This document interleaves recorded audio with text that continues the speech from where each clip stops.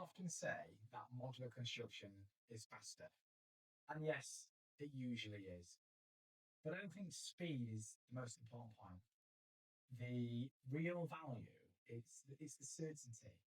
Because in construction, time is not just time. Time is cost. Time is disruption. It's operational pressure. Time is risk. And that's what people are missing. If you are building on a live construction site, every week matters. If it's a school, every extra week affects staff, pupils, access, day to day operations. If it's a hospital, every week that goes over affects departments, patients, logistics, clinical operations. If it's a laboratory, every week affects testing, workflows, compliance issues, business continuity. If it's a general industrial site, every extra week affects production, access, safety, operational efficiency of the facility. So when people talk about the construction program, you have to look at it from a contractor's perspective. How long will it take to build? But the client is often thinking about the much bigger picture. How long will this be disrupting us for? How long is this build going to affect our operation? How much uncertainty is this project carrying? How much risk is sitting within the program? And that's where modular construction becomes commercially interesting.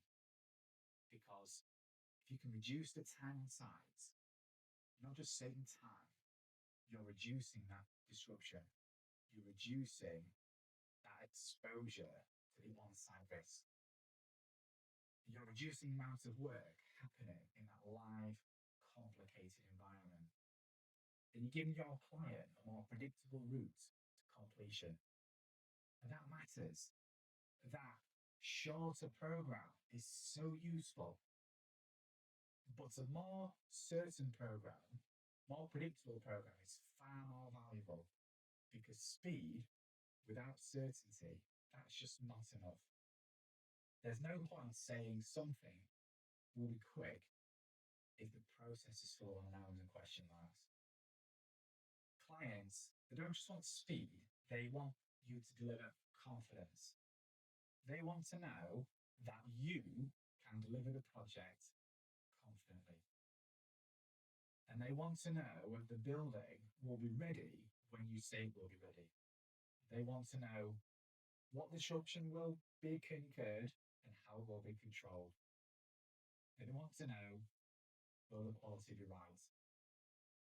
Is the risk going to be managed properly?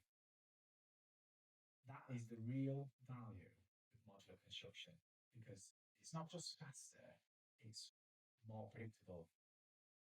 Construction, traditional construction, will always have its place. There are many projects where it is absolutely the right fit. I'm not saying modular should replace all of traditional construction. That's not the argument right here. The argument is that modular should be considered properly where the project conditions suit.